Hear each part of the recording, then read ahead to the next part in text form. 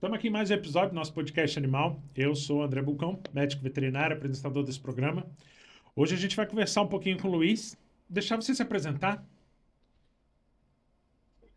Bom, médico veterinário, né? Formado em 87, na 23ª turma da Unesp de Jabuticabal. Tradicionalmente, a Universidade Oeste do Estado de São Paulo tinha, na época, uma tradição de formação do profissional para grandes animais, antes da cana de açúcar, né? E a partir da cana de açúcar, tudo mudou, né? As pessoas trocaram as criações, né? Quer seja de qualquer que seja, de ruminantes, de equinos, né? Por outra atividade e passou a ser a produção de açúcar e álcool no Brasil, né? Então, ela tem grande explosão dos anos 70 com a crise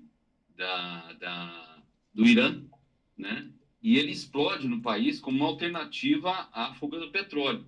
E, pelo jeito, por ser uma energia renovável, isso não vai terminar. Então, o perfil, a grosso modo, ela ficou mais voltada hoje, na maior parte das universidades, ao mercado PET, né? E as universidades, de uma maneira geral, elas têm um buraco negro, hoje, que a gente fala, né? Um buraco muito negro na formação do profissional de cavalo, né? O mercado PET hoje exige muito do profissional, né? E também o mercado de cavalo, né? Que hoje atinge cifras milionárias por aí, né? Então, o que acontece? A partir dos anos 80, no final dos anos 80, eu começo a me deparar com uma série de problemas dos quais eu não tinha como resolver, porque não tinha as ferramentas que teriam que vir da faculdade, né? E essas ferramentas, elas faltaram muito com isso, né? Me dificultaram a vida em relação ao atendimento, sobretudo não só do cavalo, como num problema específico que é a neurologia. E o que acontece? Isso foi talvez o gatilho inicial dessa minha trajetória de quase 40 anos, né? Onde a gente procurou a desenvolver, então, um mecanismo aqui adaptado inicialmente ao Brasil. E com a minha ida, por exemplo, aos Estados Unidos e à Europa, de maneira geral, a convite como professor, a gente acabou especializando numa área muito mais importante, que não é só a abordagem clínica do diagnóstico, como também dos procedimentos cirúrgicos, né, os neurocirúrgicos, né, que eu acho que hoje nós estamos igual para o mundo inteiro. Nós temos mais dificuldades de diagnosticar, porém, né, a grande maioria dos veterinários, porém, a gente consegue resolver quase que totalidade dos problemas neurológicos de tratamento cirúrgico, né? Então, quem sou eu? Eu sou o médico veterinário Luiz Alberto Vasconcelos. Eu publiquei em 95 meu primeiro livro, que era de forma a tampar esse buraco, né, que existia da neurologia equina, né? Em 2019, eu publico meu segundo livro com uma série de coisas, de materiais que eu trouxe dos Estados Unidos, as tomografias, ressonâncias, etc., né, que é a doença respiratória nos equinos, seu método diagnóstico por imagem. E com a minha ida na Europa, como professor, eu termino meu terceiro livro em 2021-22, que é o primeiro livro no mundo sobre neurologia e neurocirurgia equina, né? E esse livro foi gratificante fazê-lo, porque ele ajudou na participação da universidade do qual eu era vinculado a entrar na comunidade europeia. Então, os alunos, a partir de agora, formados na universidade, eles têm o diploma reconhecido na comunidade europeia, né? E foi um feito, acho que importante por ter seguido essa trajetória de quase 40 anos, né? E a gente contribuiu com uma universidade europeia, né? Eu acho que o resumo profissional meu é mais ou menos isso. Eu fiz meu estágio final lá na Unesp, em Jabuticabal. Sim. Que ano foi E isso, André? 2003. Oh, 2006. Eu não sei nem o que eu falo. Eu sou do século passado, André. Ah, eu não falo, porque assim, Século passado. eu Eu não sei vejo, nem como é que eu converso. eu vejo muito o tanto que mudou a veterinária de lá para cá. E realmente, Sim, o hospital de Grandes lá, quando eu fui, é, era bem equipado. sim, já era o atual, né? Em Sim, função, sim. em função do que tinha, que não dá para resolver muita coisa, né? Então, os Aham. professores, eles fizeram de maneira geral, uma lista de problemas, desde rachadura de parede, um piso, um problema de piso, encanamento. Então, eles fizeram para o Estado, ó, se quiser fazer um negócio chamado hospital, vai ter que reformar isso inteiro. Foi quando reformaram, né? Fizeram Uhum. essa história toda e reformaram o hospital, né? Mas Uhum. foi assim, o que a gente pode dizer, né? Eu acho que ainda, viu, André, existe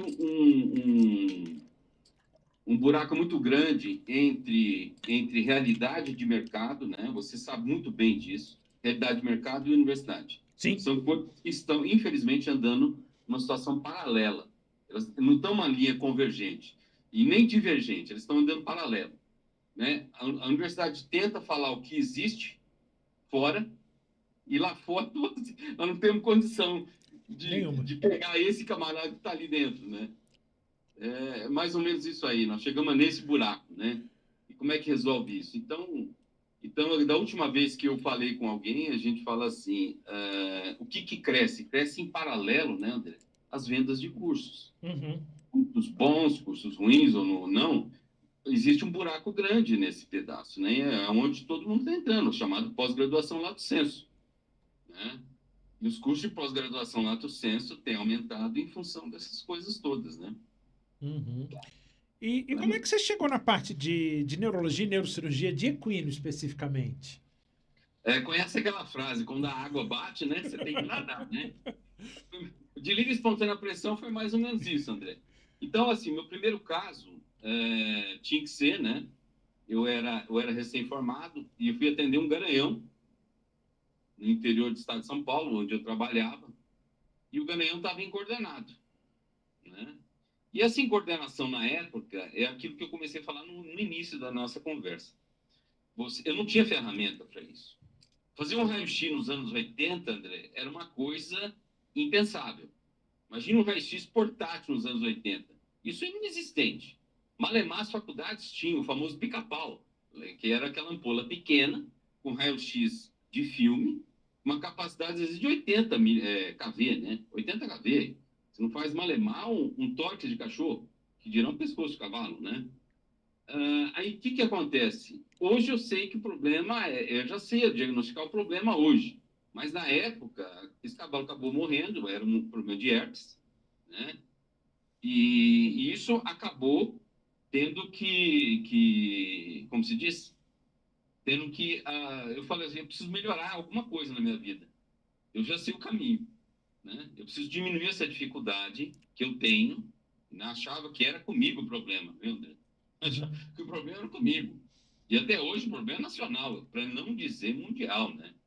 Tá? Quando você fala de neuro, as pessoas, veja bem, é uma história, não é bem assim, né?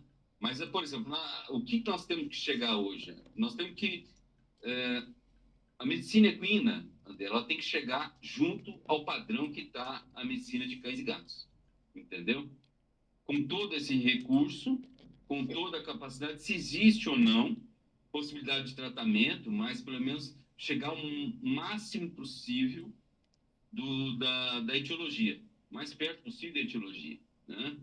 Então, o que acontece? O grande problema neurológico que aconteceu nos cavalos, tirando a raiva, né, vou tirar a raiva, ela começa no século XIX, na Europa, com os cavalos belgas. Os cavalos belgas começavam a ter um pelo eriçado, arrepiado, e com isso, eles começavam a ter uma degeneração muscular, uma incoordenação, e a esse nome dava-se a primeira etiologia foi Shivers, né? Que é o arrepio disso. Bom, e até hoje, esse problema a gente não sabe o que é. Existem famílias portadoras, né? Desse problema, mas a gente não sabe exatamente o que é, né? De lá para cá, André, hoje é possível fazer, por exemplo, uma craniotomia. É possível fazer uma fusão vertebral, que é a minha área, né? A gente desenvolveu a gente publicou esse ano um trabalho sobre o desenvolvimento de um implante. Deixa eu ver se ele está aqui, se eu consigo pegar. Um implante cervical. Isso foi um grande passo, um pequeno passo para o médico veterinário, grande passo para a profissão, né? Vou desenvolver um produto nacional capaz de um parafuso que a gente põe na vértebra cervical quando ela está luxada e a gente causa uma fusão, uma artrodese cervical, com uma chance de retorno atlético de até 80% em cavalo. Uma coisa que era inexistente no Brasil passa a ser uma coisa execuível com um resultado de 80%. Então, isso aí demandou nada mais, nada menos que em torno de 40 anos, né? Eu carregando a pedra e o piano sozinho, né? Carregando esse piano sozinho, empurrando o caminhão uma subida, né? E até agora ele não embalou. É muito difícil, né? É um tema extremamente sensível. Para você ter uma ideia, por exemplo, o Obler começa em 1932, um autor chamado Jim Mock, que ele teve um surto no Kentucky, que é o berço do cavalo de corrida nos Estados Unidos. Em 1932 teve um surto, e esse surto de aborto e doença neurológica, esse autor ele começa a diagnosticar uma causa infecciosa, só que de um agente que até então ninguém, muito pouco conhecido, o herpes vírus equino, né? E esse herpes vírus equino, hoje, a gente sabe que existe uma variante mutagênica, que ela causa síndromes neurológicas. Então, ela tem duas vertentes. Ela tem uma vertente que é respiratória e abortiva, e tem uma vertente que é uma mutação num gene que causa a variante neurológica. Isso em 1932 se achou esse agente. Em 1939, André, esse mesmo autor, ele começa a ver um negócio, mesmo caso neurológico. Ah, isso é herpes. Ele já sabia. Na verdade, não era herpes. Começa a aparecer uma outra coisa, que é a má formação cervical, né? A má formação cervical, comum em todos os mamíferos, né? Em cães, gatos e até algumas aves, né? E uma pesquisadora da Austrália começa a desenvolver, então, a partir dos anos 80, dos anos 90, ela começa a estudar fósseis no mundo inteiro de equino e começa a identificar essa anatomista australiana que existe uma malformação e é presente na espécie equina há séculos, para não falar há milênios. Então, ela estudou fósseis de 2.500 anos com malformação cervical. E hoje a gente sabe, André, por incrível que pareça, que metade dos cavalos hoje em território nacional tem esse problema. Você fala, e daí? Bom, se você tem uma malformação, você tem que o encaixe muscular sobre a vértebra de um lado é diferente de outro. Ora, se um lado é diferente do outro, no momento em que o lado tenha mais força, ou ele vai para a esquerda ou vai para a direita. Então já existe um estudo estatístico dizendo que 90% ou 70% das malformações tem tração à esquerda, tá? 20% à direita e 10% bilateral. O que isso causa? Isso causa problemas neurológicos, atrofias, quedas de cavalo, tropeços, ou seja, uma coisa mesclada, uma sintomatologia mesclada, onde às vezes as pessoas confundem com outra coisa. E o que tem que fazer com esse animal? Afastar ele de programa reprodutivo.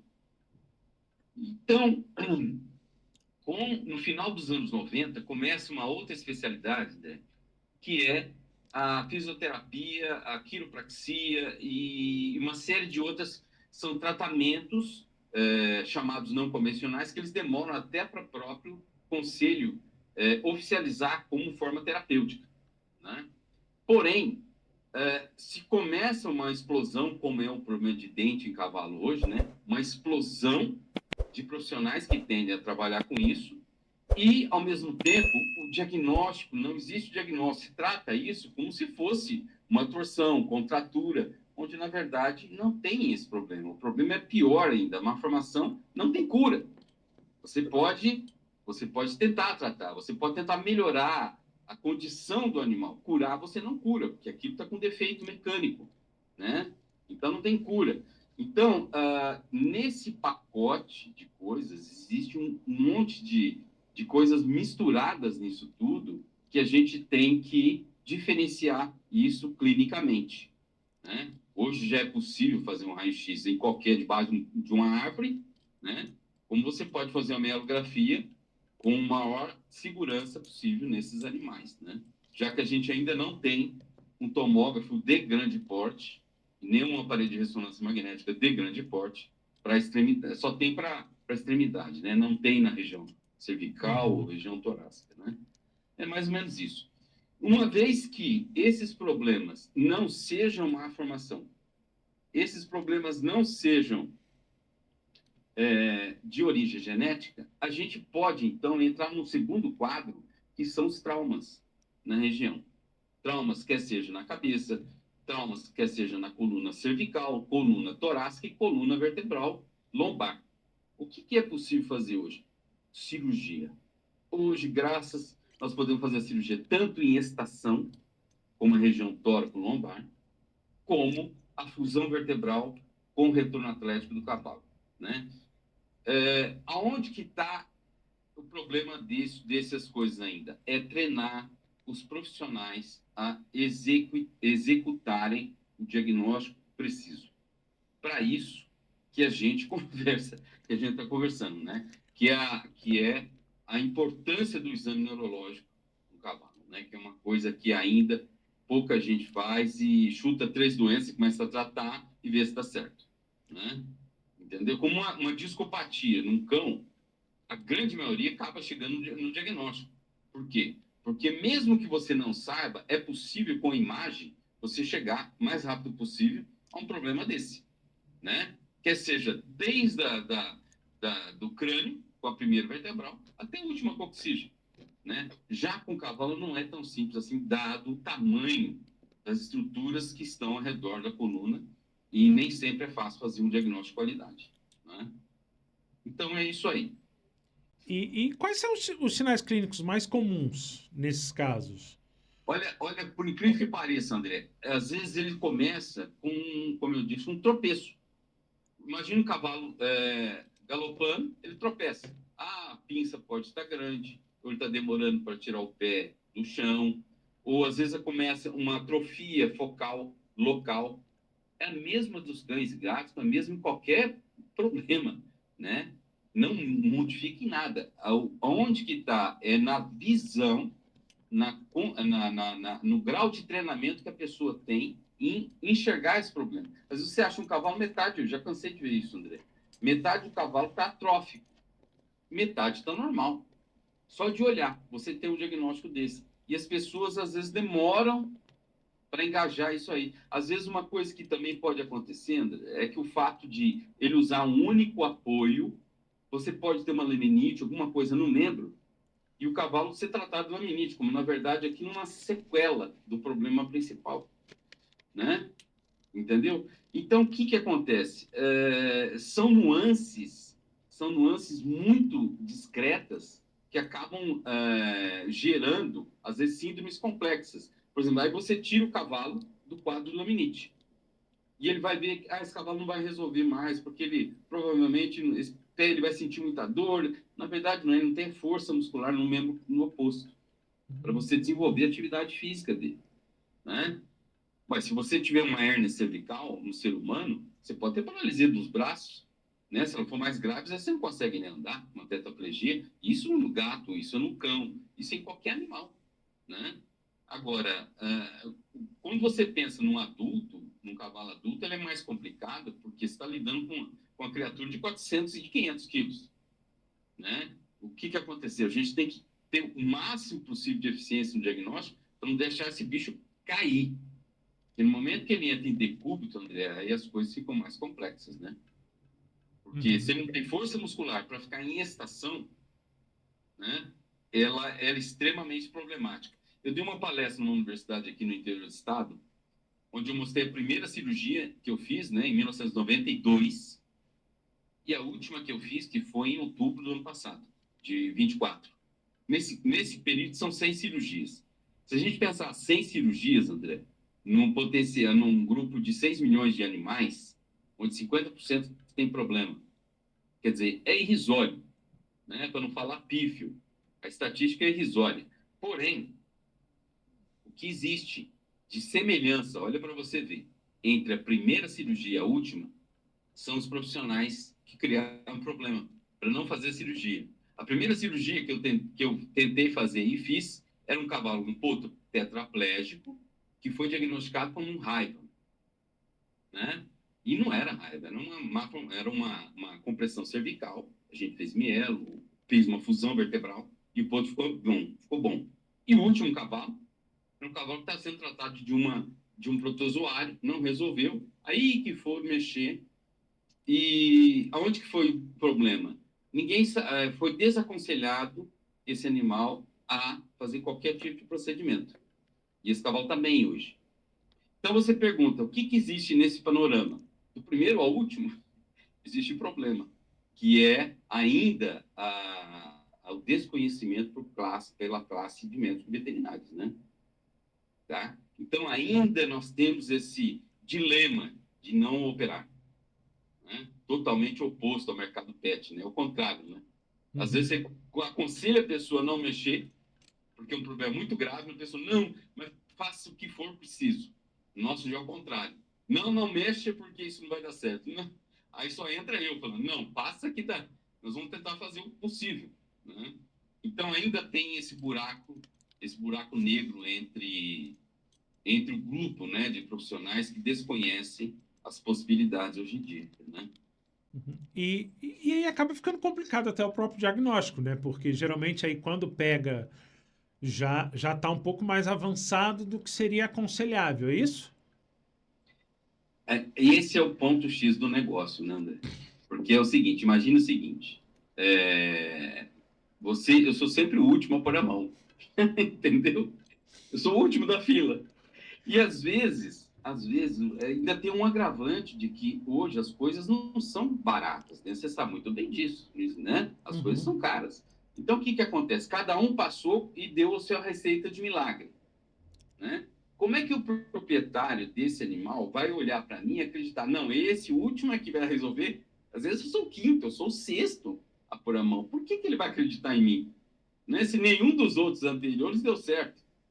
Então, é uma coisa realmente que atrapalha o diagnóstico, atrapalha o prognóstico, acima de tudo, né? Porque uma das coisas importantes é o seguinte, olha, por exemplo, apareceu um caso toda semana, André, para você, exatamente dentro disso que você falou. Eu recebo 2 a 3 radiografias para examinar, de projeção cervical. Tá? A gente usa simples, é lateral, esquerdo e direito. E eu falo, olha, eu vou dar minha opinião, falo com o colega. Tenta falar o mais rápido possível para esse proprietário tomar uma decisão, né?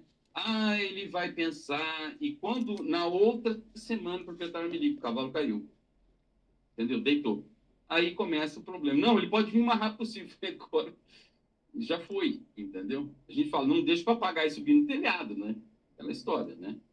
E o tempo é extremamente importante. Hoje, já tem pesquisa, André, isso é feito em ser humano, mas a gente já está trazendo isso para a medicina veterinária, de que as áreas pouco estimuladas, neuroestimuladas, quando elas são pouco neuroestimuladas, elas tendem a atrofiar.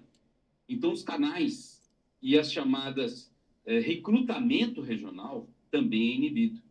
Consequentemente, nós temos, são fatores que vão deteriorando o nosso prognóstico. Tempo. Tempo. Tempo é a chave do negócio, né?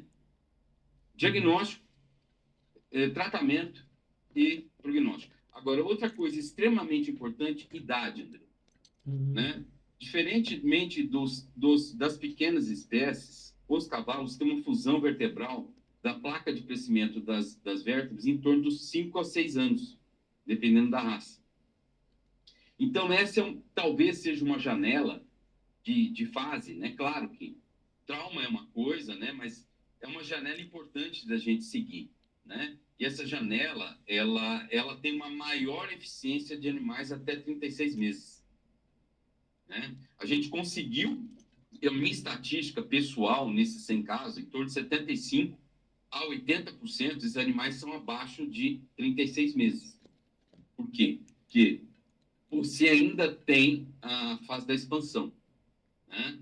Tá? E em 2022, o Japão, por incrível que pareça, o Japão tem um problema lá. Se o cavalo perde a corrida, eles não perdem o cavalo, eles comem o cavalo, né? Então, o que que acontece? Em 2022, um autor chamado Rondo, ele começou a estudar o diâmetro do canal vertebral, né? E ele viu que os potros, até 24, os machos, principalmente, 24, 26 meses, eles fecham o canal vertebral, se estabiliza mais cedo que na fêmea.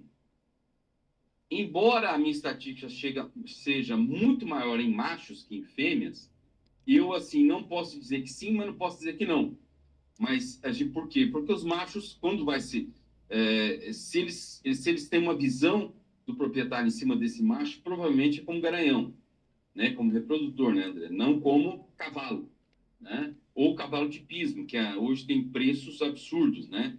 Os valores de cavalo de pismo hoje são muito caros, né? Então, esse canal parece ser fechado antes nos machos que nas fêmeas, que também é uma coisa para a gente pensar, Uhum. tá? E existe algumas raças que têm maior predisposição? Dentre, assim, todos os cavalos, sem exceção, são árabes, né, André? Não existe cavalo que não seja árabe. Porque durante a invasão moura, né, por toda a Europa, principalmente, eles ficaram 800 anos, e todas as raças, ela tem aquele pezinho no árabe. Não adianta que nem a gente tem um pezinho na cozinha, Aham. né? Quem que é o brasileiro? O brasileiro é uma salada, né? E quem que é o cavalo? O cavalo é, na verdade, a mesma coisa, né? Ele tem muitas das coisas dele, tem o sangue árabe. E esse sangue árabe, ele se manifesta em diferentes raças com diferentes manifestações. Mas, a grosso modo, a malformação transeptal, que é comum em algumas raças que antigamente eram o Doberman, não sei se na tua época É. falava muito isso, Uhum. né? O Doberman, o Pinscher também, né? As malformações atlantoccipitais. Algumas são adossocondrite dissecans, também na coluna vertebral, que causam problemas na inserção óssea dos ligamentos, que desestabiliza o rosário, a gente fala rosário entre aspas, né? As vértebras cervicais. A grosso modo, o árabe está muito isso, mas cada família, por exemplo, hoje no Brasil nós temos algumas famílias do quarto de milha, começou a aparecer agora, André, uma Uhum. degeneração no trato cérebro-espinal. E ele é específico do trato cérebro-espinal. Então, o que acontece? O cavalo fica como se fosse uma síndrome do cerebelar. Ele fica hipermétrico, hipométrico, mas a lesão é específica nessa via. Ou seja, é genético, a gente sabe disso, não tem cura, né? Infelizmente, você tem que tirar o pai e a mãe do programa reprodutivo, né? Mas a gente ainda não sei, não é passado para a gente quais famílias são portadoras disso, né? Uhum. Tá? Então, grosso E, modo, bem. e qual a importância desse exame neurológico? Ele O exame deveria ser feito de neurológico, rotina? André, o exame neurológico pensa a seguinte coisa.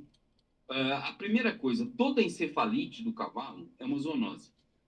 Já é o primeiro ponto, né? Que a gente tem que preservar e cuidar das pessoas que estão em volta desse animal.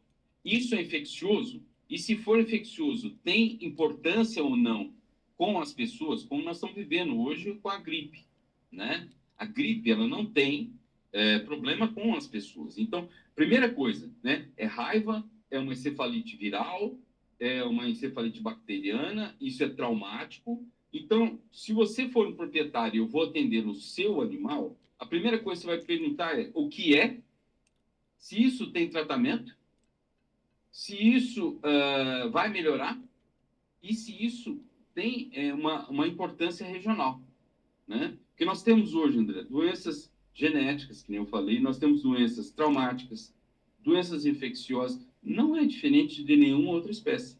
Doenças degenerativas, problemas alimentares, intoxicação, deficiência de vitaminas, etc, etc. O que que isso implica? Isso implica, André, no cavalo, sobretudo o cavalo de esporte, que nós temos uma coisa extremamente importante, que é uma pessoa montando esse cavalo, né? Essa pessoa montando, a responsabilidade é do médico veterinário. Por isso que na FEI, na Federação Equestre Internacional, existem os profissionais que podem desclassificar ou não, em função do jeito que você usa o seu cavalo, e, ao mesmo tempo, proteger esse animal de maus tratos. Então, nós temos os dois itens, né? Proteção da pessoa e a proteção do animal, né? Frente às pessoas. Então, o exame neurológico, qual é a função? Localizar, tipificar, promover ou não o tratamento e promover o prognóstico. Isso eu acho que é o básico da coisa, né? E com isso a gente vai manter ou tirar esse animal do programa reprodutivo, de uma maneira geral, né? Uhum. E, Né? e eu acredito que no começo, né, quando o senhor começou a fazer esses diagnósticos e buscar isso, deve ter levado um tempo até começar a ter uma certa confiança do proprietário de que aquilo era desse jeito. Porque, como o senhor falou, né, às vezes já passou aí por 4, 5 dizendo uma coisa. Foi muito complicado isso? Eu acho que o verbo foi, André, eu acho que é passado, ele é presente. O verbo ser é complicado, porque eu vou dar um exemplo, né? Um cavalo que eu atendi, um garanhão, que eu atendi, ele não tinha força para pular 30 centímetros. É um cavalo de 1,70 de cernelho. Então, você imagina, Nossa. acho que ele cabe aí no seu estúdio. É uma girafa. Uma girafa. E esse cavalo não pulava 30 centímetros, né? E aí, o problema tinham dois profissionais tratando o cavalo, e esses dois profissionais, eles estavam preocupados com o tipo de abordagem que está fazendo no casco. É um problema daqueles que eu relacionei com você. E o casco estava num grau de pressão que já tinha degeneração, você imagina, então tinha que pôr o cavalo na ressonância. Eu falei, tudo bem. Então vamos lá ver esse cavalo. Aí vamos ver o cavalo, né? Quando você chega assim, André, a primeira coisa que você viu, metade do cavalo é normal, outra metade é atrófico. E ninguém tinha visto isso. Então já começa a ser uma coisa chocante, porque você não espera que isso, né? E aí você fala assim, vamos fazer o seguinte, André, olha só o desenrolar dessa história. Eu falei, olha, vamos pedir um raio-x disso. Não, mas para que raio-x? Que cara cafona, vem lá do interior, vai pedir essas coisas assim. Mas para quê? O problema dele é no casco. Eu falei, tudo bem, mas vamos pedir. E o casco que ele não usava, André, estava todo atrofiado. O casco que ele usava, a musculatura estava normal. Aí fizeram o raio-x, foi para uma especialista em radiologia. Ela olhou e falou, nada consta. Eu falei, eu, humildemente, posso olhar na radiografia? Olhei a radiografia, e foi mais um dos meus 1.000 e tantos casos que eu tenho, e publiquei esse trabalho. Que existe a malformação, André, ela vem junto com uma deformidade no anel traqueal. Isso a gente não existe mais a palavra patognomônico, né? Mas isso é água molhada. É água molhada. E aí publiquei o trabalho. Na minha concepção, era só um trabalho, André. O que acontece?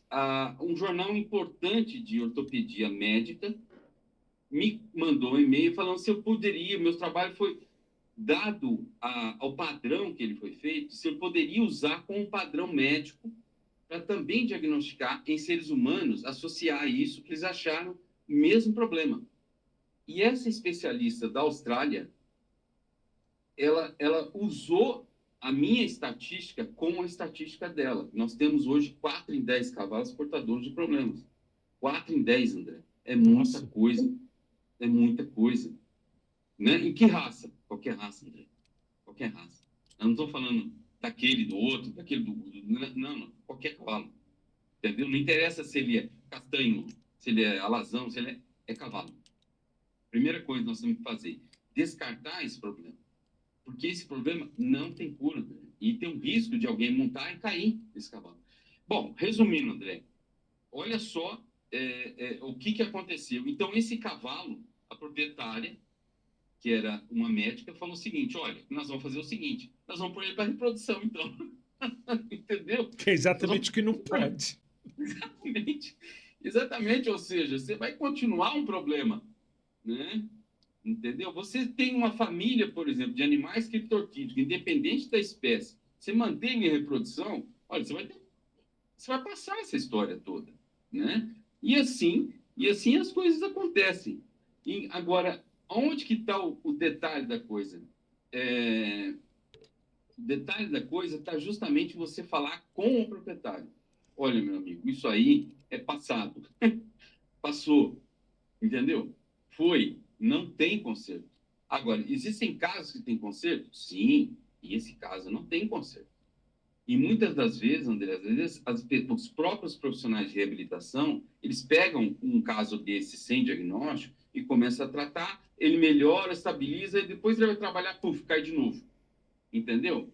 Então é que nem um atleta com lesão crônica. Ele melhora, piora, melhora, piora. Mas por que ele piora? Porque o problema dele não tem cura, né? Então esse é o agravante da situação hoje, principalmente em vértebras cervicais, né? Uhum. Quais casos que a gente opera? São os casos, maior parte, traumáticos, né? Os casos de malformação você não opera. Não, além de não operar, você tira o programa de reprodução. E talvez essa demora no diagnóstico pode estar muito em função, não sei se pode dizer assim, ao vício de diagnóstico, de não se pensar num problema neurológico de imediato? Sim, a resposta é sim. Então vamos lá, André. Você complementando aquela resposta em função da sua pergunta anterior. Qual é o grau de dificuldade? Poucas são as pessoas que sabem fazer uma mielografia contrastada. Você vê na área de pequenos. Parece que é um tabu. Não, não, isso, não, não. Aquilo é aquela história de anestesia idoso. Não, que é uma anestesia. Porque, não, anestesia é anestesia. Se ela é bem feita, ela é bem feita. Se ela é mal feita, ela é mal feita. Né? E qualquer profissional. Então, onde que tem... Olha, você tem dúvida, vamos fazer a mielografia. Vamos fazer a mielografia contrastada. Acabou. Né? Se não é só o suficiente, você tem que estudar o líquor. Hoje, o líquor, pouca gente estuda líquor. Por que o líquor? Se você pega um encefalite, você vai achar a bactéria onde, André? Você não vai achar no sangue, você vai achar ali. A citologia, você vai achar ali. As alterações, você vai achar ali. Então, líquor não serve para fazer diagnóstico de cefalite. Líquor serve para... É como se fosse um hemograma cerebral. Né? Ele vai te dizer muita coisa. Então, você aspira o líquor, você tirou 60, injeta 60, contrasta, faz uma radiografia bonita, pronto. É branco no preto, André. Não é. Esse caso tem solução? Sim. Esse caso não tem solução? Não. Né? E talvez seja esse o grande problema da história. Né? Fazer o diagnóstico. Temos que tomar muito cuidado para a gente não chegar como chegou hoje a área médica. A área médica hoje é um problema, André. Você está com uma dor no braço, você faz 170 exames, né? O cara, ele só vai dando caneta, né? Fica aquela pasta de coisa no meio. Então, nós precisamos ter cuidado, nós precisamos voltar na semiologia, na anamnese, na resenha, que ali no lápis e papel, 70% de diagnóstico está pronto. No lápis e no papel. Né? Até antes de você pôr a mão, propriamente dito, no animal doente ou não. Mas aí nesse caso é uma crítica que eu costumo fazer com uma certa frequência, que é a veterinária evoluiu bastante. Sim, graças a Deus. Porém, essa evolução trouxe alguns problemas, na minha opinião, que é, você tem uma galera fazendo especialização antes de formar, vivência clínica zero, e passa a atuar sem o devido preparo. Isso na minha opinião. Né? E aí se aplicaria também na área de equino? Teve um... eu vou te responder essa pergunta, André, com um filme. Existe um filme com o Richard Gere e a... Eu não lembro o outro. Chama Último Outono em Nova York. Uhum. Onde esse cara se apaixona por uma mulher, mas ela tem um problema seríssimo no coração. E aí, uma dessas coisas, ela acaba tendo uma crise relativamente séria e só sobra uma pessoa para operar esse cara, essa mulher, que era um cirurgião vascular que só tinha um em Nova York. Ele opera e ela morre, tá? É só do filme. O que, que eu quero dizer com isso? É exatamente o que você está dizendo, André. Vamos supor, as pessoas elas estão formando, indo para uma especialização, que é exatamente isso que você acabou de dizer, independente hoje da área, né? Hoje nós temos aqui na minha região, nós temos acho que um dentista de cavalo para cada dente do cavalo. Então tem especialista em tanino, especialista em Sísifo, mas vem cá, esse cavalo também ele tem problema digestivo, ele tem problema disso, ele tem problema daquilo, como qualquer coisa, a gente tem também. Mas se perdeu a ideia do todo, né? A pessoa não sabe reconhecer o todo. Ele não sabe diagnosticar que às vezes uma simples diarreia pode ser um problema neurológico, André. Uma diarreia pode ser um problema neurológico, né? Uma crise convulsiva pode ser um problema cardíaco, né? Ou pode ser uma hipoglicemia muito séria, né?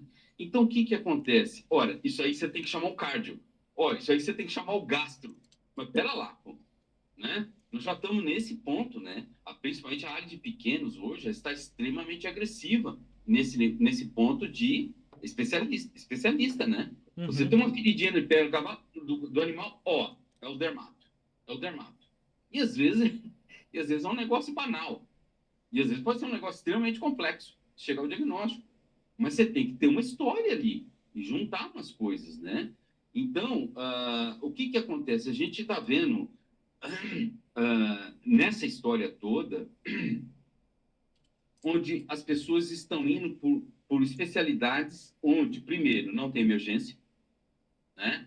Segunda coisa, trabalha durante o dia, ou às vezes até meio período, em situações clínicas onde não envolve aquela coisa da emergencial, né? Você lidar com isso, você pega um trauma, um politraumatizado hoje, André, hoje, se não tiver uma equipe boa, ele vai morrer, né? Antigamente, na minha época, era você e Deus. Hoje não. Hoje você tem uma equipe boa. Você tem uma equipe, né? O politraumatizado hoje é como um ser humano. O que que ele tem? Olha, o próprio nome diz, é um politraumatizado, né? Você sabe identificar, você sabe se o potássio dele está baixo, se a volemia dele está baixo, se ele já está entrando em choque, se ele está não sei o quê, se ele está... Entendeu? Então, essas coisas, eu falo para assim, o que que é neurologia? Neurologia é tudo que o veterinário de cavalo não sabe diagnosticar. Aquilo é neurologia. Onde ela está presente, André? A neurologia, ela está presente no quadro neurológico, propriamente dito. Ataxia neurológica? Não sei. Uma ataxia pode vir de uma anemia grave, concorda? Uhum. Ataxia pode vir de uma desidratação grave. Ataxia pode ser de uma perda eletrolítica grave, uma disfunção eletrolítica séria. Quer dizer, e nós estamos falando de coisa. A ataxia pode vir de um problema cardíaco. Né? A ataxia pode ser de uma intoxicação. Pode ser, ou seja, isso aí tem a ver com neurologia? Não. Mas eu tenho que diferenciar. Tá dentro de umas perguntas, exatamente que você acabou de colocar. Né? Então, hoje, o que, que é possível, para você ter uma ideia, André? Hoje, nós temos artroscopia de faceta. Nós fazemos artroscopia na faceta da articulação. Ou seja, uma articulação, uma vértebra cervical, ela tem 6 articulações. A anterior, a posterior, 2 craniais e 2 caudais. As duas anteriores e as duas posteriores, elas podem desenvolver osteocondrite secans e causar uma dor no momento em que a articulação ela pressiona uma coisa.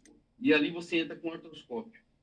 Já é uma especialidade. E a outra especialidade, que é a foraminotomia, que existe muito em pequenos, em seres humanos, né? Se a pessoa pensar, por exemplo, tô com problema no ciático, ninguém tem problema ciático, né? Você tem um problema em L2, L3, L4 ali, uma compressão radicular. Então você aumenta o espaço e descomprime o nervo, ele para de doer, né? Uma neurite compressiva.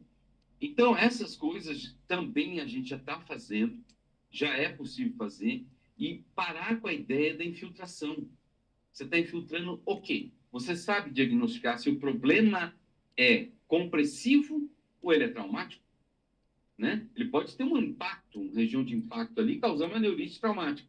Mas também pode ser decorrente de um espaço pequeno, ao invés de ser assim, o espaço é pequeno, André, e esse espaço está comprimindo a raiz nervosa, causando o quê? Dor, né? Que é a famosa neurite, né? A neurite compressiva. Uhum. Como é que a gente faz o diagnóstico disso? Exame neurológico. Então a gente tem que examinar o bicho do focinho ao rabo. É exatamente o que a gente ouviu na faculdade. O que, que muda? Nada. Não muda nada. Mas você tem que saber. Você tem que saber. Tem que ter uma ideia, né? Como qualquer outro problema, né? Nós temos hoje algumas coisas, André. Olha, para você ter uma ideia como às vezes as coisas são importantes. Às vezes a má formação os problemas articulares cervicais, eles causam tamanha dor no cavalo que ele começa a liberar uma quantidade de interleucina muito grande que acaba bloqueando o eixo entre hipófise e suprarrenal. E a suprarrenal fala assim, eu não vou conversar com você. E a hipófise fala assim, eu também não vou conversar com você. E cada um manda uma bomba. E o que acontece? Ele entra numa síndrome de Cushing, na verdade não é síndrome de Cushing. Entendeu? Então, se você vai dosar, quantos casos já tem disso? Às vezes ele entra com pergolide no cavalo. Nossa, um mês ele melhora. Aí depois do primeiro mês ele decai. Fica peludo, parece um urso. Aquele pelo fosco, aquela coisa cheia de problema. E ninguém viu que isso é um problema álgico cervical, que chama cervicoalgia. E essa quantidade de interleucina bloqueou entre a hipófise e a suprarrenal. Quem conserta isso, André? O raio-x conserta isso, cervical. E um bom exame clínico conserta isso. Né? Então, olha só o universo que a gente está falando. Ah, eu vou fazer só neuro. Bom, né? Vem cá, você sabe como é que chega lá? É isso que a gente está falando, né? A gente está falando de coisas básicas, né? Uhum. A ideia toda, André, eu tive que fazer no primeiro livro, que é justamente a semiologia do sistema nervoso central, né? Mas ela primeiro é o exame clínico, depois do exame clínico, o exame neurológico. É essa a história toda. Não é uma coisa que passa direto, né? Como eu sou o último a mexer, todo mundo já mexeu ali. Então já sei mais ou menos o que eu vou procurar. Mas quantas vezes já peguei cavalo com problema cardíaco? Esse cavalo tem sopro. Alguém diz, não. Ele tem sopro. Nem sopro, isso é um vento, porque desse tamanho, uma insuficiência valvular desse tamanho já é vento, nem sopro é, né? E toda essa bagunça, né? Toda essa bagunça da história. Então, para você ver o grau de importância que são as coisas básicas, né? Básico. E o básico ninguém está fazendo hoje, infelizmente. E é complicado. Eu tinha um professor que essa questão do básico, e o exemplo que ele dava pra gente, que ele deu pra gente, foi bem interessante, que ele disse o seguinte, estudante veterinário é uma praga. Então ele tinha na fazenda uma vaca, não engordava de jeito nenhum, pensou-se básico, tá com plástico, vamos abrir. E aí pegou ele, os outros colegas, era uma vaca da fazenda do pai dele, foi, anestesiaram, deitaram, operaram. E Não nada. tinha um plástico. Não tinha um Nada. plástico. Aí o colega dele que estava responsável pela anestesia resolveu olhar a boca. Era uma vaca já velha, os dentes todo gasto. Aí foi que eles pensaram, cara, era só ter mexido na alimentação. Então muitas vezes não se pensa no simples e já quer partir pro complicado. Então um exame clínico bem feito poderia ajudar a direcionar para um caso neurológico. É só isso. Outra coisa importante, André, que a gente tem visto, que provavelmente, por exemplo, nos seres humanos já está assim, ainda nos cães nem tanto, porque assim, hoje já existe muita pesquisa no quesito alimentação na parte de monogástrico, né? Uhum. Mas o cavalo começa a aparecer uma história assim. No final dos anos 90, aquele bioma, o intestino. Hoje a gente conversa com o ser humano, segundo os especialistas, a gente conversa com o intestino dele, né? Com o microbioma intestinal, né? Do camarada. E o cavalo, ele foi negligenciado esse aspecto sobre muito tempo, né? Bom é a ração, bom é o feno, e a gente começa a produzir alguns trabalhos, alguns artigos, onde a gente fala assim, no seu ramo, André, por exemplo, o cachorro vira-lata não fica doente. Se você for pensar, o vira-lata, além de ser um híbrido, ele é um híbrido, ele pega o melhor das duas espécies. E ele aprende a conviver, né, das duas raças, quer dizer, né? Ele aprende a conviver com o ruim e se manter bem com o ruim, né? O vira-lata de rua, esse Uhum. esquecido por aí, esquecido. E o cavalo vira-lata, né? O cavalo vira-lata, por que ele não toma sal, ele não come o sal, não tem cara inchada, ele não tem fratura, ele não tem o quê, ele não tem o quê, mas ele come uma coisa que os outros cavalos não comem, André, que é capim. Mas que capim? Capim. E o que é o capim? Hoje já se sabe que o capim não é comida, é um remédio. Ele mantém a microbiota intestinal íntegra e tem uma forte correlação com a produção, sobretudo, das vitaminas do complexo B. E uma coisa que começa a aparecer, que eu estou mexendo agora, que é a vitamina K, sobretudo a K2. Né? Isso parece ser, se você estuda isso em cavalos, em atletas, que cavalo atleta que pasta, André? Me fala um, para a gente fotografar e mandar no Fantástico, né? Que cavalo atleta que pasta? Nenhum, né? E por que tem tanto problema ortopédico? A vitamina K2 ela tem uma forte correlação com a absorção de cálcio intestinal. Não só a vitamina D, a vitamina K2. Agora, esse coitado fica dentro de uma baia. No inverno, agora, fica até de roupa. Não sabe o que é sol. Esse coitado não come capim. Ele tem fratura, ele tem problema de tendão, ele tem uma. Quem que está envolvido com isso, André? Só se mudou a fisiologia, mas no meu tempo era o tal do cálcio, lembra disso? No nosso tempo era o tal de cálcio, né? E cadê esse tal de cálcio? Onde que está isso, né? Então, você vê assim, olha a dinâmica da história, como ela é muito mais complexa. E os últimos 10 anos, André, eu tenho feito o seguinte: antes de operar o cavalo, eu limpo o cavalo. 15 dias, eu ponho para comer capim. Antes da cirurgia, minhas cirurgias não são emergenciais, elas são eletivas. Então, eu programo o intestino do cavalo para ser operado. Com um resultado fantástico. Eu percebi que o processo inflamatório pós-trauma, pós-incisão, pós qualquer coisa que eu vá fazer, ele é 20 vezes menor. Por quê? Porque eu reintegro tudo que ele tem que ter ali dentro, né? E é uma coisa assim que começa a aparecer já na virada do século XXI, estudo de todo o microbioma intestinal com famílias de bactérias envolvidas com problemas. Essa bactéria, isso aqui é, mas tanto é que se você manter uma carga de carboidrato muito grande, você sabe que vai ter problema, né? Se você mantiver uma carga de fibra muito grande, por exemplo, num PET, ele vai ter problema. Se você mantiver uma carga de coisa desorganizada, ele vai ter problema, né? As doenças intestinais hoje, que é o sistema mais agredido hoje, né? Dentro do PET, hoje é a alimentação. Porque as pessoas mudam o componente da ração, às vezes você compra a mesma ração e o bicho começa a ter problema alérgico. Mas de onde vem isso? Não, o problema é que está comendo. Ali tem farelo de arroz, esse não pode ter farelo de amendoim, tem a soja que não sei o quê. Ou seja, né? Mas eu não mudei nada. Não, você não. Mas a fábrica mudou. Né? E isso é uma coisa extremamente importante e relevante para a gente também ter em mente, né? Uhum. Essas coisas todas, né? E o pós-operatório desses animais é complicado? É muito simples, André. Para você ter uma ideia, aquele conceito do dimetilsulfóxido, da dexametasona, eu, eu não me lembro de ter usado isso até hoje em pós-operatório, entendeu? Em casos muito inflamados, tudo bem, você entra com aquela coisa que todo mundo já sabe.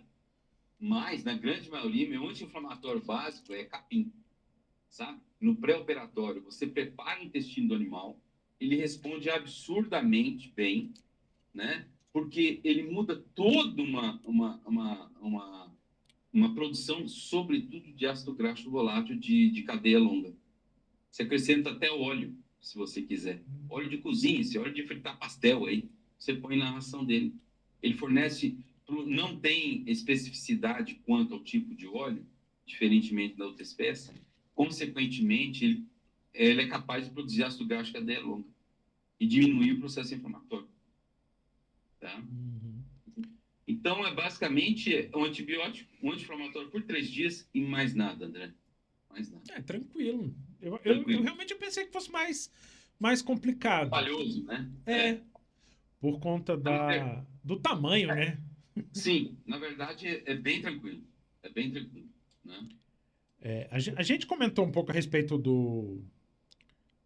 da coleta do líquor, né? Sim. E, e voltando um pouco nesse assunto, você acha que geralmente é, existe um certo medo da coleta, assim como da mielografia? Eu acho que sim, André, porque isso aí vem desde da faculdade da gente, né? Quantos procedimentos, por exemplo, você viu, quantos eu vi? Eu nenhum. O primeiro que eu fiz na vida foi um caso clínico. Com quem que eu vi? Pô, existe um trabalho, existe isso, existe aquilo. Então, o que que acontece? A rotina diagnóstica, eu acho que... Eu estava vendo um programa americano, olha só, aproveitando que você disse sobre a especialidade. Os soldados americanos hoje, eles estão viciados em drone, para eu olhar. Em vez de treinar o ouvido, eles estão viciados em drone, põe o drone lá em cima e vai vendo se tem patrulha aqui, patrulha ali, quer dizer, o oponente, né? E a pessoa está deixando de ter aquele instinto, aquela coisa. Você fala, mas precisa ter. Você pode usar a tecnologia, mas vem cá, e se não tiver a tecnologia? Então, a gente pode usar a ressonância, a gente pode usar a tomografia, e se não tiver, André? Né? Por exemplo, eu trabalhava na Europa com um raio-x 3D, robótico 3D. Aí eu venho para o Brasil e o que, que eu falo? Não tem, eu vou chorar? Eu vou me enforcar num pé de cebolinha? Não. Você vai ter que resolver o problema. Como é que você resolve o problema? Arroz e feijão. Né? Uma mielografia bem feita, um exame neurológico bem feito, eu tenho um diagnóstico. André, eu uso uma pinça hemostática, eu resolvo com a pinça hemostática, eu resolvo 90% dos casos neurológicos. Eu acho que isso não é caro, né? Uma pinça Não, hemostática não é cara, né? não. Sensibilidade de pele, André. Sensibilidade, você vai mapeando. Claro, hoje eu complemento com termografia, que é um exame fantástico para cavalo, né? Para cães nem tanto, mas para cavalo é fantástico. Você focaliza alterações, né? Não dá diagnóstico. Você, tem uma alteração aqui, tem uma aqui. Isso é alteração ou é sequela? Que nem aquela famosa frase dos médicos especialistas em coluna. Você tem problema de coluna porque senta errado, ou você senta errado porque tem problema de coluna, né? Então, essas coisas são importantes. No cavalo, a mesma coisa, André. A pessoa, às vezes, tem uma perna que força mais a coluna do cavalo, né? Uma pessoa que briga muito com a boca do cavalo. Isso vai influenciar na coluna. Então, às vezes, pelo arreio, pela sela do cavalo, você consegue ver o lado térmico mais quente de um lado para o outro. Pode ser que o cavalo esteja defendendo, pode ser que a pessoa está forçando mais a perna. E isso, com o tempo, gera problema, né? Então, olha como o universo, você vai juntando a peça do quebra-cabeça, você monta o diagnóstico. É daí a importância de todas as coisas reunidas, né? Não muda, André. Para você chegar a um diagnóstico, qualquer que seja o animal, você precisa do quê? Da resenha, da anamnese, do exame clínico e, a partir daí, os exames complementares. O que tem de diferente? Né? Não tem nada de diferente. Você seguir isso aí, você chega num provável diagnóstico, né? Quais Uhum. recursos você vai precisar é uma coisa, mas eu até hoje não precisei de nada muito sofisticado. Claro que se eu tivesse hoje à disposição o meu raio-x 3D, que ele tem corte transversal, longitudinal e sagital, André. Com o que você não faz É o diagnóstico? sonho. É 3D, entendeu? Né? Uhum. Você não enxerga o que você não quer, né? Você acha ali até, Né? até processo do Supremo Tribunal você acha ali, né? Nessa questão de coisa, meu irmão ele gostava muito de uma frase quando a gente começava a reclamar dessas coisas assim, que é, se não me falha a memória, do Destemido Senhor da Guerra, que ele dizia que você é obrigado a superar, improvisar e adaptar, sempre. Sempre, sempre. Porém, André, a minha geração teve uma vantagem, né? Por exemplo, eu não sabia datilografia, que isso era extremamente importante na minha época. Uhum. Quando eu fiz o mestrado, a primeira coisa que eu falei, não, tem que escrever o seu trabalho de mestrado. Aonde que vai escrever isso? Não é na máquina, é num negócio chamado computador. Aqui me arrepiou. Isso foi nos anos 90. A gente está falando disso há 30 e poucos anos atrás, né? E o que acontece? Eu vi a evolução, mas a minha geração ainda é do estetoscópio, do termômetro, da palpação. Você põe a mão aqui, cheira, olha, né? São sentidos, ouve, né?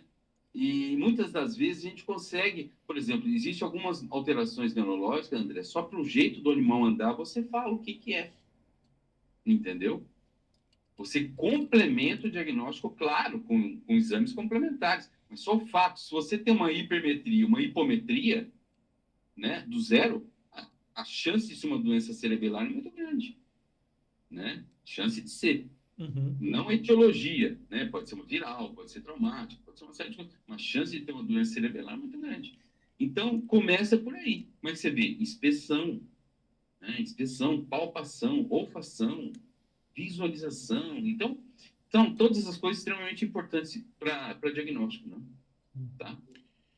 E falando um pouco a respeito dos livros, como é que surgiram as ideias de cada um deles? As ideias, eu vejo assim, André.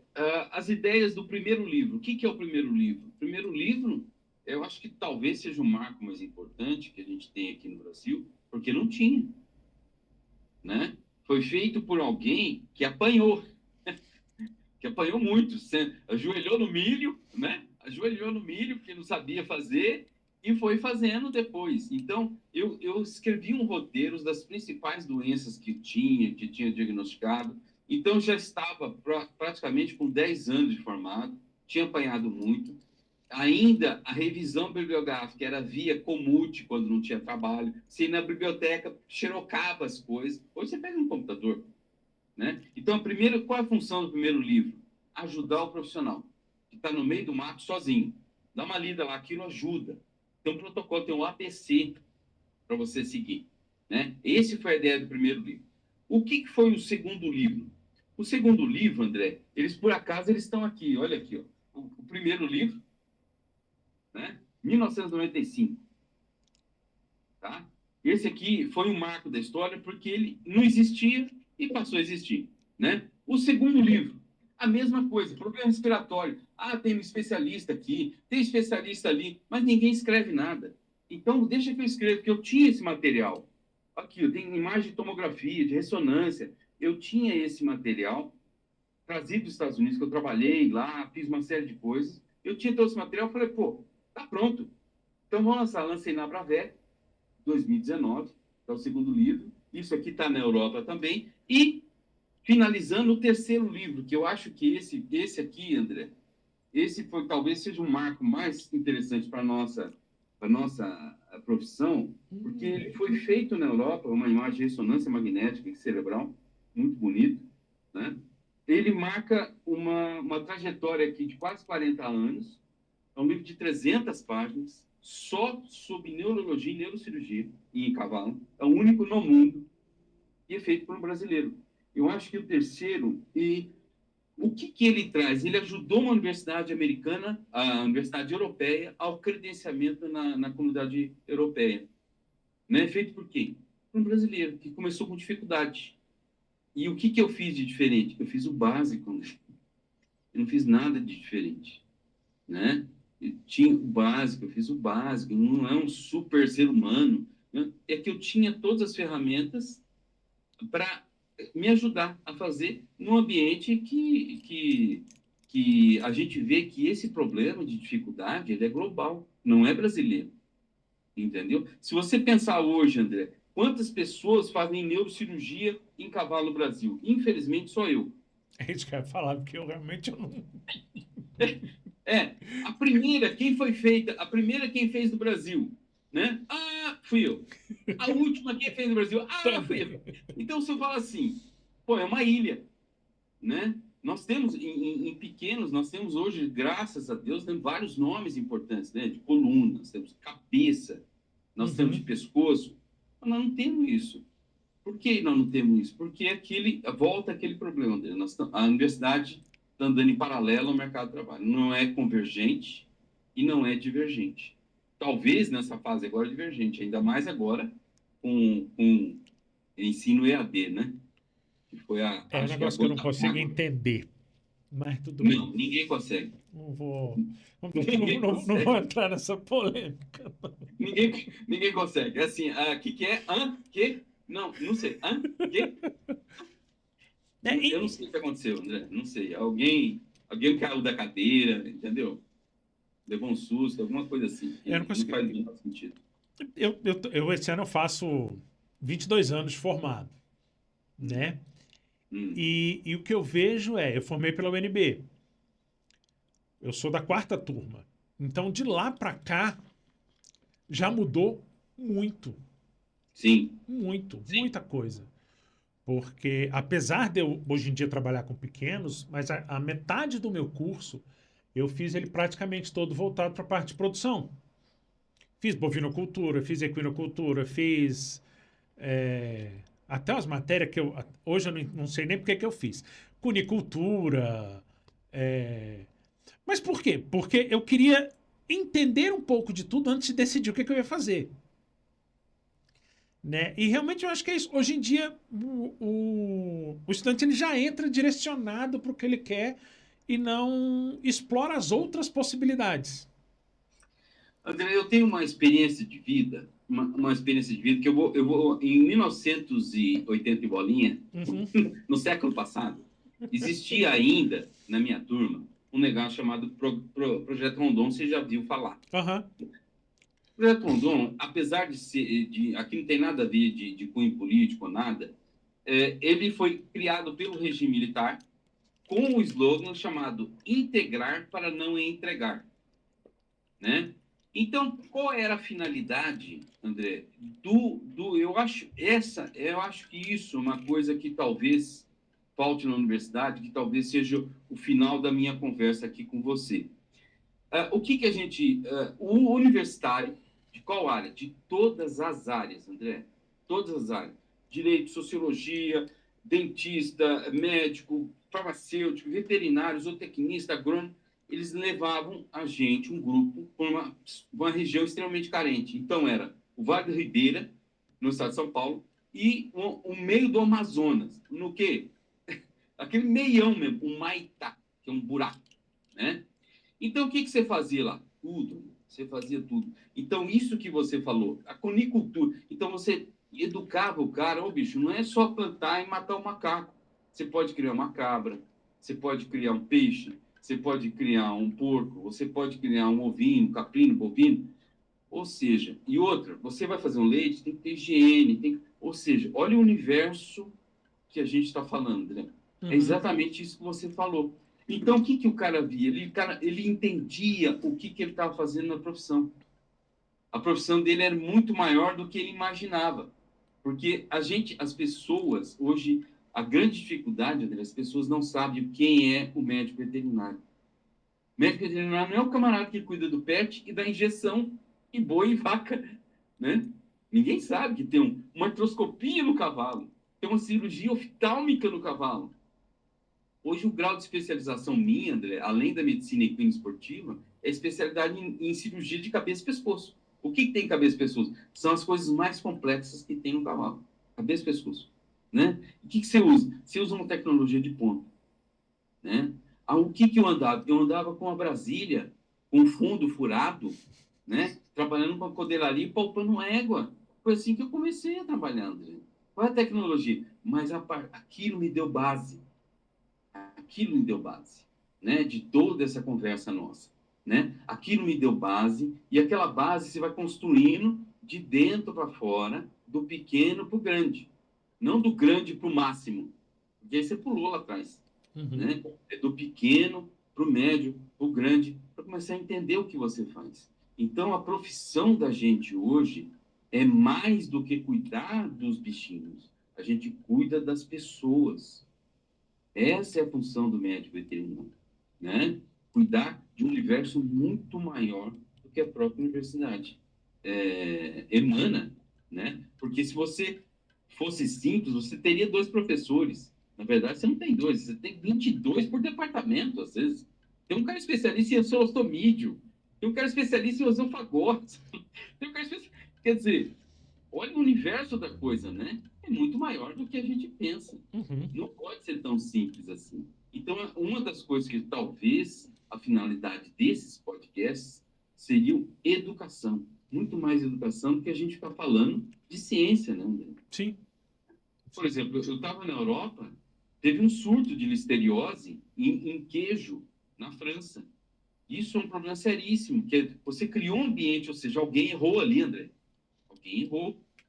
E é um negócio seríssimo, seríssimo, né? Então, de onde vem isso? A inspeção, uma série de outras coisas. Então, o que a gente precisa? A gente precisa emanar esse nível de educação para o profissional que está saindo também. Educar o cliente dele. Ele vacina o seu animal, não é para o animalzinho ficar doente, para ele não morrer de raiva também. Porque a raiva mata. A leptospirose mata, né? Uma série de outras doenças que o cão, a toxoplasmose, o toxocara, são parasitos também que podem matar. Nós temos um problema aqui no noroeste do estado, André, que é o neóspora. Nós temos um problema de Sporotrix schenck, Nossa. né? Seríssimo. E quem está atrás disso? A tal da pomba, né? Nós temos que combater a pomba. Então, nós entramos com um problema no meio ambiente, tem que erradicar a pomba. Hoje, pomba é um problema sério, né? Então, essas são as coisas que a gente precisa emanar nessa história toda, né? Em que a neurologia, ele é um pedaço, a neurologia equina é um pedaço dessa história. Uhum.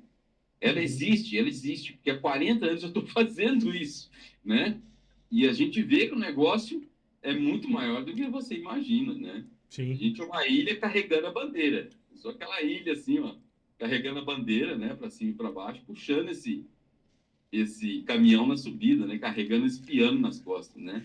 E, Mas é uma coisa assim, o que é gratificante é a gente ver a evolução. A gente consegue fazer evolução, sabe, André? Isso uhum. que eu vejo, me comparo 40 anos atrás com atualmente, quem que eu era e quem que eu sou no critério de poder resolver o problema. Isso é gratificante, né? Porque se dependesse de alguém para me ajudar, hoje eu não tinha evoluído muita coisa, não, né? Talvez seja outro recado importante para as pessoas, né? Uhum. E como é que o senhor vê a questão do futuro da neurologia equina mesmo?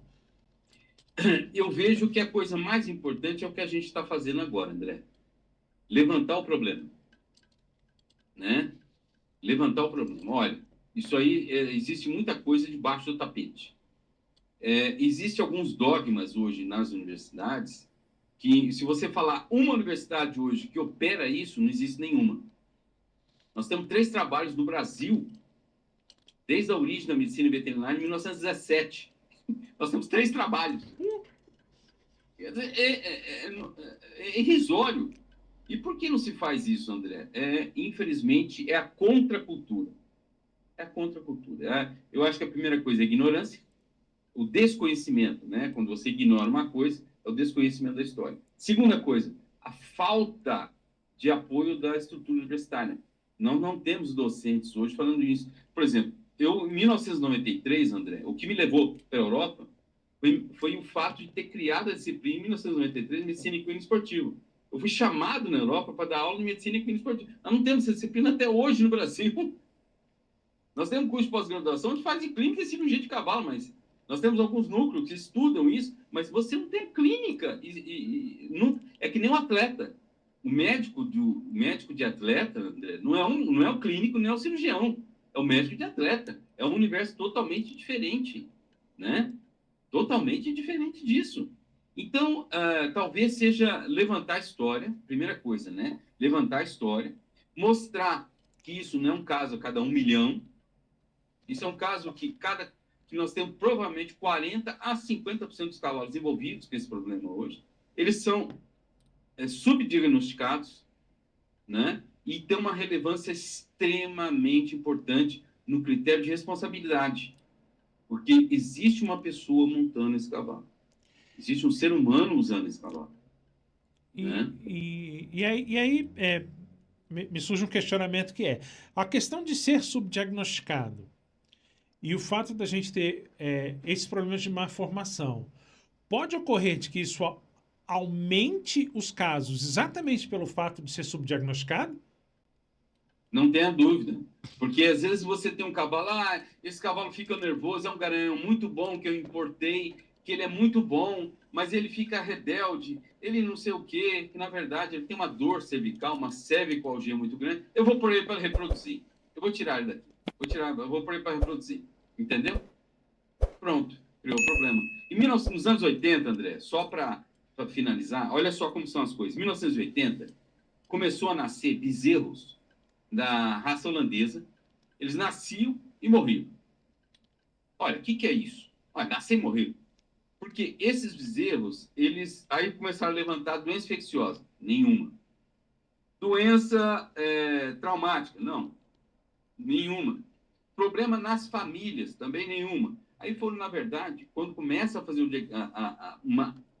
uma necrópsia bem feita, vai ver que as vértebras cervicais, André, são todas mal formadas, ou seja, é incompatível com a vida. Ele não ia levantar nunca. Tinha fusão vertebral, tinha uma série de coisas, com estrangulamento do canal e uma estenose na medula, uma mielopatia estenótica. E se você for pensar em termos de inseminação artificial, uma geração, concorda? Basta inseminar a vaca e isso vai acontecer. Então, para você ver a rapidez no negócio, quer dizer, o diagnóstico mais rápido possível, você reduz o impacto do problema. Isso é fato, né?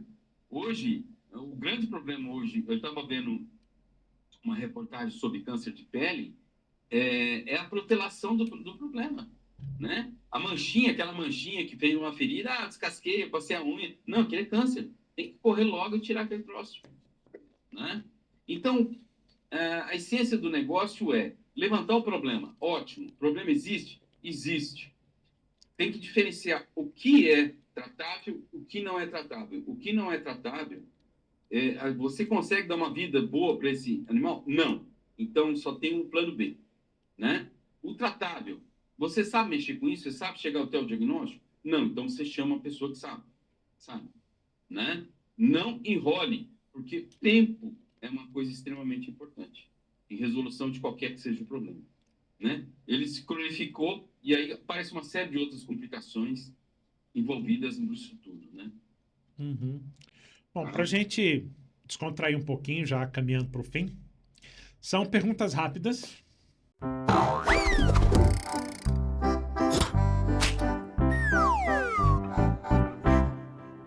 Qual o seu animal favorito? Você não vai acreditar, mas é o galo. Isso é diferente. Eu achei, rapaz, eu gosto do Ganizé. Eu sou fanático do Ganizé. Eu acho aquele bicho invocado, sabe aquele dono do pedaço? O cara é um Zé Ninguém, mas ele se acha um avestruz, né? Mas é um Zé Ninguém, né? Mas o cara se acha. Eu acho ele bacana, eu acho muito simpático aquele cara. Qual Muito animal bacana. você seria? Se eu fosse, rapaz, eu acho que eu seria um urso polar. Eu adoro frio, cara. Eu adoro frio. Eu sou fascinado por frio. Eu adoro frio. Quais os maiores desafios da neurologia e neurocirurgia equina? Eu acho que é o médico veterinário. O médico veterinário, por incrível que pareça.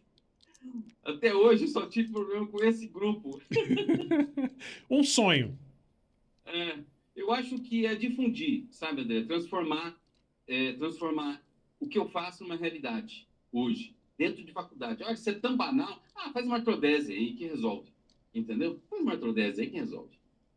Transformar numa coisa banal, né? Desmistificar o assunto. Talvez seja essa a minha ideia. Se você pudesse ter alguma característica de algum animal, qual seria? Eu acho que seria o lobo. O lobo e a orca, eles são os animais mais fantásticos que existem no critério de caça. Cada um entende o que o outro está fazendo. Eu acho que isso é importante. A gente vê, André, você vê qualquer profissional que trabalha hoje em centro cirúrgico, o que é a importância da integridade de uma equipe. Você formar uma equipe, o quanto é difícil. E esses animais, eles trabalham em equipe. Né? Existe um provérbio chinês que ele fala por que o bambu é mais forte do que o aço? Porque ele é feito de nós. Isso eu acho que marca muito a forma, com a importância de ter uma equipe, um grupo, né, fazendo as coisas, né? E talvez o bambu ele se flexiona, ele faz uma série de coisas, mas ele não quebra. Por quê? Por causa dos nós. Né? Eu acho que seria isso aí. Nesse aspecto eu tenho uma equipe, quando eu vou fazer cirurgia, eu tenho uma equipe Sim, dos anestesistas que geralmente costumam anestesiar para mim, a gente de olhar um para o outro sabe se tem problema ou não. a importância disso, do grupo. Mas A porque importância eu da integridade do optei a grupo. sempre trabalhar com os mesmos. Sim, sim. Porque aí a gente E o consegue procedimento. esse Uma coisa que mínimo eu sinto detalhe. dificuldade, André, você imagina o seguinte, eu não tenho equipe. E às vezes, como eu vou em centros cirúrgicos diferentes, você vê a dificuldade, não fica aí, que assim você me atrapalha, não traciona assim. Você imagina, você faz um poço dentro de um pescoço, você imagina abrir um pescoço ventralmente no cavalo, é um poço, tem que afastar aquela traqueia, que é do tamanho daquela borracha do poço de gasolina, né? E não pode quebrar, porque se quebrar dá um enfisema subcutâneo, né? Uma fratura de anel cartilaginoso. Então, quer dizer, ele é tão estressante porque você tem que fazer um briefing antes, né? Ó, nós vamos fazer isso, isso, isso, isso, isso. Se não fizer um briefing, sai uma bagunça. Então, para você ver como a importância de uma equipe, né? Eu dificilmente fiz duas cirurgias com o mesmo grupo. Então, é um negócio estressante. Vocês sabem disso. Às vezes você vai pôr uma pinça, a pessoa, só de te conhecer, põe a pinça ou põe o dedo ali no lugar, já muda todo um contexto, Uhum. né? Né? Às vezes uma coisa não precisa pensar, ele põe o dedo, põe uma compressa ali, acabou a história, né? Então, como é importante, sabe, André? E grupo é um negócio extremamente importante, né? Um filme, desenho ou série que tem algum animal que você goste. Eu gosto de ter um filme, As Cegonhas, a verdade ainda não contadas. Tem uma parte lá que eu me deito de rir. É a hora que o pombo vai naqueles macacos do Japão, que ele fica lá, né? Aí o macaco sentado naquela água quente fala assim, cara, você é muito esquisito, cara. E o pombo tá cheirando na fralda, né? Pra ver se acha o bebê. Cara, você é muito esquisito, cara. Eu me mato de rir daquilo. Tem Muito algum bom. animal que você tem medo? Eu tenho, cara. Eu tenho medo do tal de uma cobra que nem venenosa que é esqueci o nome dela. Era amarela e preta, a carirana, que é Ah, uma cobra que te ataca como um cachorro raivoso, sabe? Ela tem esse quê, quer dizer, assusta no sentido que ela vai te morder mesmo. Não causa nada, né? Mas ela te ataca, sabe? É um bicho. E eu já tive 2 encontros com essa senhora e não gostei muito, não, sabe? 2 encontros com essa senhora aí. e qual que é a melhor parte de trabalhar com neurologia e neurocirurgia equina?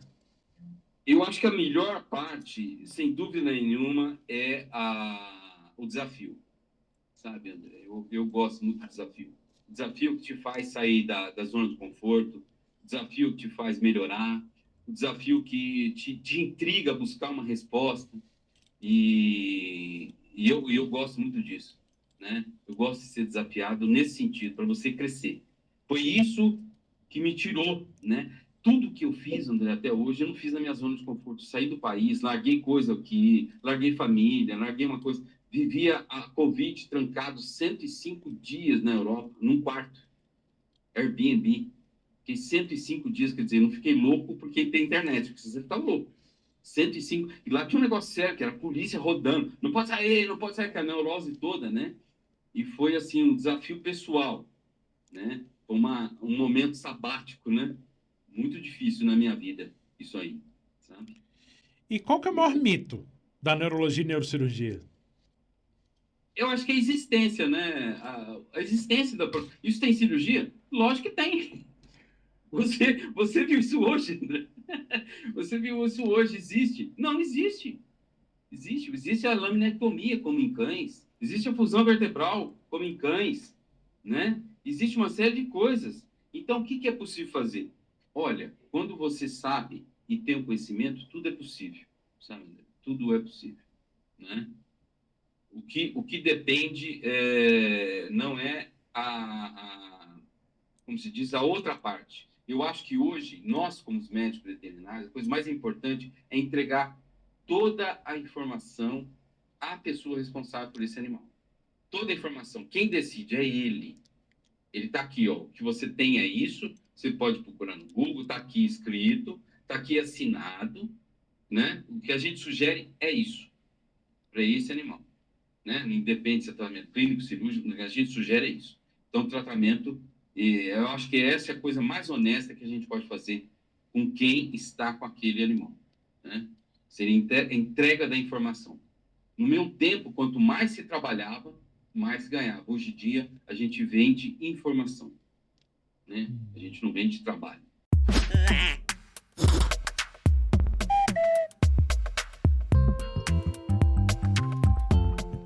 E qual dica que o senhor daria para aquele estudante ou veterinário que pensa em começar a atuar na área de neurologia e neurocirurgia?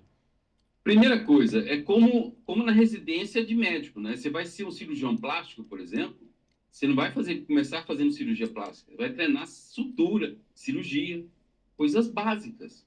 Domine o básico que você vai dominar qualquer especialidade, né? E depende da área que você vai atuar. Domine o básico. Qual que é o básico? Né? O básico é esse aqui, é saber tudo, né? De uma maneira geral. Você vê que hoje, qual que é a matéria da moda hoje? A matéria da moda hoje é anatomia. Você acredita nisso, né? A matéria da moda na minha área hoje é anatomia. Quer dizer, se você volta no meu tempo, parece ter um buraco negro no que tinha e no que tem, né? Quer dizer, eu não via um terço das estruturas que eu trabalho hoje com músculo, André, extremamente importante, chamado longus colli. Né? Você fala assim, mas eu não lembro de ter visto isso na anatomia. O longus colli. E o longus colli tem uma função como psoas, que é a função articular o pescoço para baixo. O que que é? Ele separa um sulco que tem na face ventral da vértebra e ele serve para dobrar no sentido ventralmente do pescoço do cavalo. Nas malformações, existe uma disformidade desse músculo, maior tensão na área com maior superfície óssea, né? Então, para você ver, olha só, isso é um detalhezinho, não é uma gota d'água no oceano, né?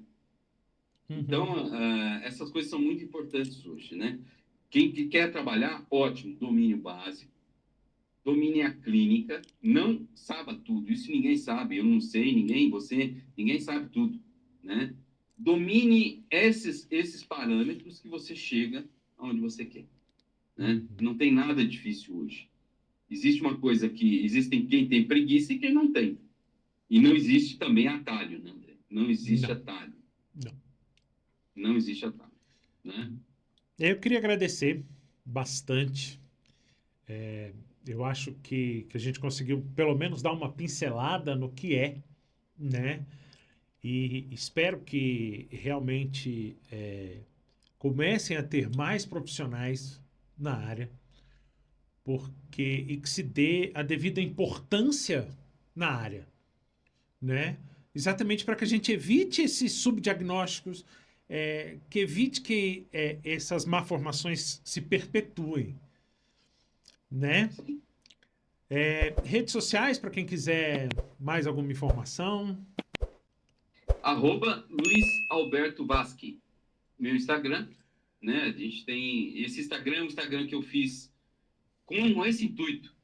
Não é mostrar isso ou mostrar aquilo, é um intuito educativo, né? Então, tudo que a gente posta lá, a gente posta com intenção de educar. A pessoa que vai ler e olhar, vai ver que existem trabalhos, existem cirurgias, existem diagnósticos, e existe uma explicação por que aquilo foi feito, né? A gente não põe isso tem que ser assim de maneira alguma. A gente põe isso vai com a experiência de cada um, né? Porque quem sou eu para falar alguma coisa? Então, o que que acontece? A gente faz as coisas para mostrarem que existe. A gente está trabalhando agora com uma área nova, que é uma área da neurorrespiração, que é justamente a parte nervosa do controle da atividade respiratória do cavalo, que é um negócio novo, a gente começa a publicar algumas coisas, a produzir imagens disso. Então, é um universo esquecido que eu começo a entrar no sentido, por que você faz isso? Porque além de não ter, ele dá resposta. Sabe? O que é importante é a gente dar resposta. Né? Não sei, eu não sei. O que eu não sei, se eu não sei fazer, vou procurar quem saiba fazer. A ter humildade de também falar, não sei fazer isso, não é de minha competência. Né? Essas coisas são importantes na vida para não cometer erros, fazer uma coisa da qual você não sabe, não é treinado fazer, né? Que existe hoje muitos processos nos conselhos em função disso, né? Assumir responsabilidade da qual você não sabe, quer dizer, a chamada imperícia, né? A imperícia. Bom, Tá? dizer que aqui a gente conta com o apoio do Ilha Brasil. Vídeo, internet, marketing, tem o estúdio de podcast, tem estúdio com chroma key, então dá para fazer aula, curso, tem estúdio com cenário fixo, tem uma equipe de produção excelente. Dizer que é isso. E até semana que vem.